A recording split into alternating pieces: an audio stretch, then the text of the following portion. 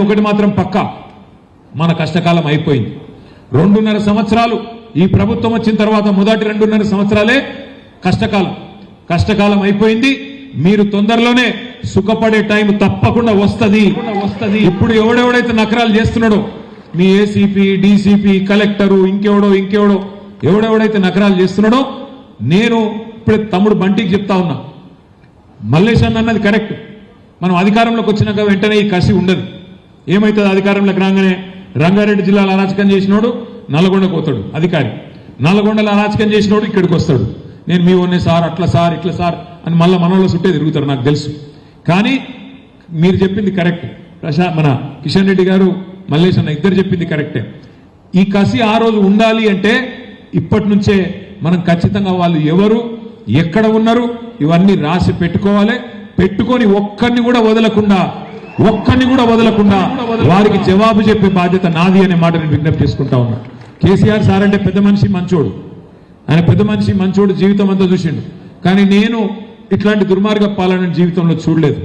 నేను కూడా చూసిన, చాలా మందిని చూసినాం ప్రభుత్వాలను. చంద్రబాబు నాయుడు గారిని చూసినాం, రాజశేఖర రెడ్డి గారిని చూసినాం, రోషయ్య గారిని చూసినాం, కిరణ్ కుమార్ రెడ్డి గారిని కూడా చూసినాం. ఆ తర్వాత మన నాయకుడు కేసీఆర్ గారి పరిపాలన చూసినాం. కానీ ఇట్లాంటి చిల్లర ప్రభుత్వాన్ని ఇంత చిల్లరగా, ఇంత అరాచకంగా పేదవాళ్ళ భూములు గుంజుకొని అసైన్మెంట్ భూముల మీద పడి ఇవాళ అరాచకం చేసే అనుముల రేవంత్ రెడ్డి లాంటి ముఖ్యమంత్రిని మాత్రం ఒక చరిత్రహీనుడుగానే చరిత్ర గుర్తుపెట్టుకుంటది. తెలంగాణ సమాజం చీత్కరించే రోజులు తప్పకుండా వస్తాయనే మాట నేను మీకు విజ్ఞప్తి చేస్తా ఉన్నా. మొన్న నేను మా సబితక్క విద్యార్థుల మీటింగ్కి పోయినాం తెలంగాణ భవన్లో. పోతే ఒక విద్యార్థి సోదరుడు మాట్లాడుతూ అన్నాడు, అన్నా చాలా మంది నాయకులు వస్తారు పోతారు, నిన్నటిదాకా ముఖ్యమంత్రిగా పనిచేసిన ఒక నాయకుడు ఆంధ్రప్రదేశ్లో ఇవాళ ఆయన కేబీఆర్ పార్క్లో నడుస్తుంటే ఆయనను పలకరించినోడు కూడా లేడు అని చెప్తా ఉంటే సబితక్క చెప్పింది, ఆయననే ఎవడో ఉన్న పలకరిస్తాడేమో కానీ రేవంత్ రెడ్డి పదవి కాలంకి దిగిపోయిన తర్వాత మాత్రం కూర్చున్న కుక్క కూడా లేవదు, ఆయనకు మాత్రం ఎవడు సల్యూట్ కొట్టేటోడు మాత్రం ఎవడు ఉండడు. ఇది వాస్తవం.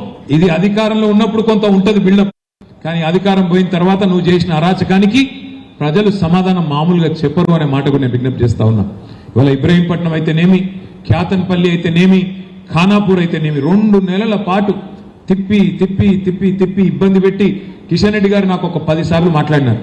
సార్ మీరు ఎలక్షన్ కమిషనర్కు మాట్లాడండి, ముఖ్యమంత్రి కార్యాలయంలో ఉన్న అధికారులకు మాట్లాడండి, కోర్టు తీర్పునన్నా గౌరవించమనండి, కోర్టు ఎలక్షన్ పెట్టమని చెప్పింది, మనం అడుగుతున్నది ఎలక్షన్ పెట్టమనే కదా, ఏం అడుగుతున్నాం అంటే కూడా వాళ్ళు ఉల్కరు పల్కరు.